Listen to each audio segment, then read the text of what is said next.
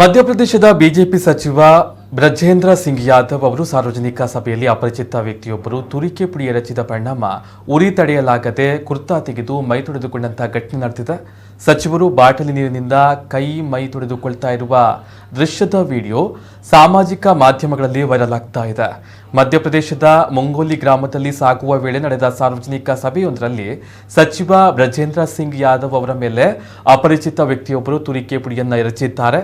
2 ದಿನಗಳ ಹಿಂದೆ ವಿಕಾಸ ರಥಯಾತ್ರೆಯ ಕಾಂಡ್ವಾ ಜಿಲ್ಲೆಯ ಹಳ್ಳಿಯೊಂದರಲ್ಲಿ ಸಾಗ್ತಾ ಇದ್ದಾಗ ಕೆಟ್ಟು ಹೋದ ರಸ್ತೆಯಲ್ಲಿ ಸಿಲುಕಿಕೊಂಡಿತ್ತು.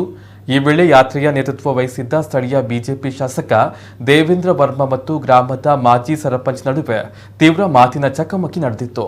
ಸರ್ಕಾರ ಈ ಪ್ರದೇಶದಲ್ಲಿ 3 ಕಿಲೋಮೀಟರ್ ರಸ್ತೆಯನ್ನ ಮಂಜೂರು ಮಾಡಿಲ್ಲ ಎಂದು ತರಾಟೆಗೆ ತೆಗೆದುಕೊಂಡಿದ್ರು.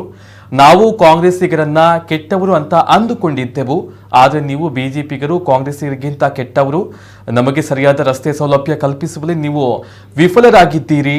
ನಾವು ನಿಮಗೆ ಮತವನ್ನ ಹಾಕುವುದಿಲ್ಲ ಎಂದು ಸ್ಥಳೀಯರು ಘೋಷಣೆ ಕೂಗಿದ್ದಾರೆ.